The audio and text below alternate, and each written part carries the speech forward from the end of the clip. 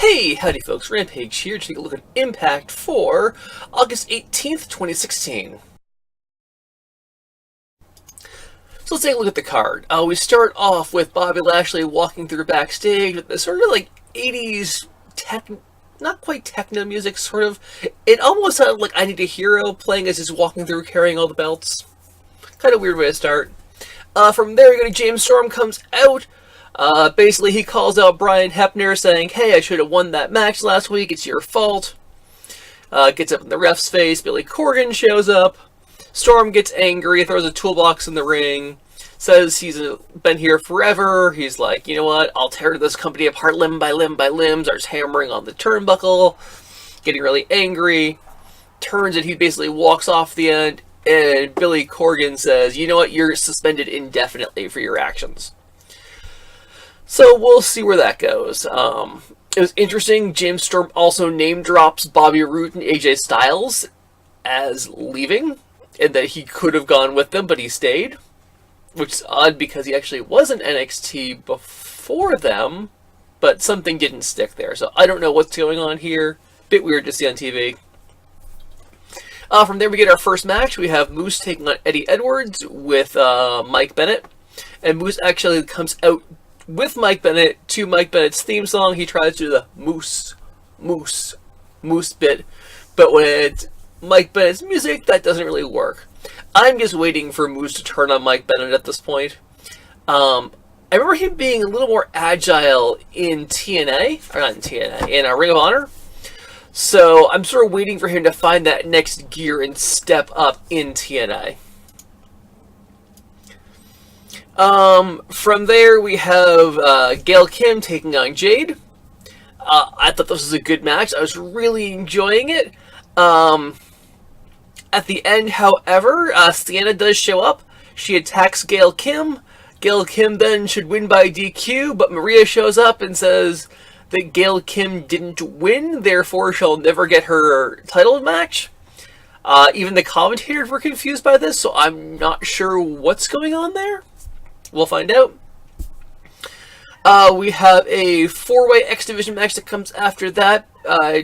DJZ taking on Braxton Sutter, Rockstar Spud, and Manders. This was a fun match. It was sort of all over the place. In the end, DJZ hits the ZDT, which is our front roll jump up DDT move, which I thought was really cool. Good to see that. After that, EC3 calls out Drew Galloway and basically says, you know what, you're angry at me, I'm not going to give you the answer you expect. And he's like, yeah, I know, I'm not expecting you to actually accept my challenge. Which last week was, face me, put the number one contendership on the line since basically you cost me the match. But EC3 says, yes, I will do so. Which confuses me, because there is no good reason for him to put that title shot on the line. We don't get an explanation. It's like Dolph Ziggler agreeing to face Bray Wyatt a few weeks ago, and with his shot at the title on the line. Like, I understand you can put number one contenderships on the line, you can fight over them, but there needs to be a compelling reason for someone to agree to do it, or force someone to compete for it. It just feels weird when you've got someone's like, yeah, you know what, I'll take that thing I worked really hard for, and I'll put it on the line against you. At that point, Aaron Rex shows up, formerly known as Damian Sandow. And he basically talks up both these guys that he's looking forward to this match. TNA's all about opportunities. That's why he's here. And he's going to make sure this match is called down the middle because he's the special guest referee. Also weird. You brought him into your company as the hottest free agent, and his first action is going to be to referee a match? Unless he awards himself the victory in this, I'm really confused at what's going on at this point. From there, we have an amazing promo from Broken Matt and Broken Jeff Hardy at this point. Jeff Hardy's got, like, his hair's grayed out. He's got sort of this, like, black makeup around his eyes. One of his eyes got this white contact. It looks sort of undead-ish. Matt Hardy says that ladders with rungs are obsolete. It will be deleted from the ring. And he basically has a prophecy that Jeff can't fly. If Jeff flies, he's going to wind up underneath a ladder, and the person on the ladder is going to become the champion. And basically says, you know what, you're going to go do this, and I'm going to watch you win this match. From there, we have Eli Drake backstage. He has a sort of stare down with Bobby Lashley saying, you know what, that's my title, I'm going to take it back. Bobby Lashley laughs at him and walks off. Walks past Sienna, who's got her women's title, and he stops and does a little, oh! And sort of looks at her title, and she's like, don't be cute. He just walks away. I'm like, that's amazing. I really wish, we'll get into more of this later, that she was working this whole Bobby Lashley, I want all of the golds. Yes, golds. We'll get into that later as well. From there, Eli Drake comes out, cuts a promo basically saying Lashley's scared of him, he wants his title back, at which point Shira shows up, and we get a match between the two of them. This match didn't feel like it connected very well. Like, there's a bunch of places where it gets really staggered, where moves didn't seem to connect quite right. I don't know, it was weird. And this being a taped show, I really don't know why they aired this match. That was a little bit weird to me. In the end, Eli Drake does get the win there. After that, we do have Bobby Lashley comes out to the ring, calls out Billy Corgan, calls out Dixie Carter, basically says, I'm going to let you know what's going on. And he basically says, I've got all the golds. Yes, he says golds, plural. I've never heard it done that way. All the titles, maybe? I've got all the gold. But golds, plural, weird. And basically says, you know what? I've got all the belts. I'm combining them. I'm going to be the undisputed champion of all wrestling. And Billy Corgan is like, no, you can't do that. And Dixie Carter basically does the same thing. At which point, Lashley runs down the titles, basically saying, it's the King of the Mountain title. What does this even mean? And tosses it on the ground. He's like, this is the X Division title. It was the heart and soul of TNA, and I ripped it out, and he throws that on the ground.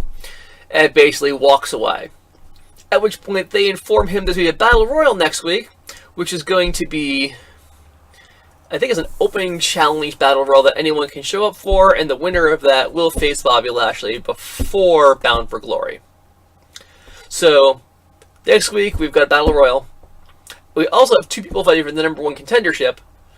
So, the match that 2 weeks ago, we knew we were going to get EC3 versus Bobby Lashley. Now we're going to have EC3 or Drew Galloway, or maybe even Aaron Rex, versus Bobby Lashley, or whoever happens to win this Battle Royal and who may or may not beat Bobby Lashley. I don't know. We'll see what happens. After that, you see Billy Corgan backstage. He's got both titles in his hands, and the cameras are asking, well, what are you going to do? He conveniently ignores the King of the Mountain title. Yes, all of us saw they revealed a new title at their taping, so we know what that's going to be. This 3-round MMA style thing. But he does say there will be a new X Division champion soon enough. And we have our final match of the evening, Ascension to Hell for the number one contenders for the tag team titles. Broken Hardys versus the Bromans versus the Helms Dynasty versus the Tribunal. Shane Helms is not at ringside. Al Snow's not at ringside. The Bromans do have their manager. It's sort of the crazy match you'd expect everyone having with a 4-way tag ladder match. In the end, the Broken Hardys do win. Jeff does the crazy flying stuff. He does wind up underneath the ladder, which then Matt sets up on top of him, climbs up, and pulls down the title. Therefore, his prophecy is safe, and the Hardys will get their title shot against Decay. I can't wait for that. Decay is usually one of the favorite parts of the show, and that we didn't get them this week was sort of like, ooh, didn't sit so well. So that's this week's show. It was a really weird show. It didn't really grab me the way some other previous episodes have, but we're going to keep watching, we're going to see what happens, and we'll take it one show at a time. So that's it for this review. Hopefully you guys liked the show. Any questions or suggestions, please leave them in the comments down below. Please like, please subscribe, please share on social media. Use the hashtag Rampage Reviews, it's right there. Also, there's links. You can follow me on Facebook or Twitter. Those are down below in the description as well. and we'll see you next time.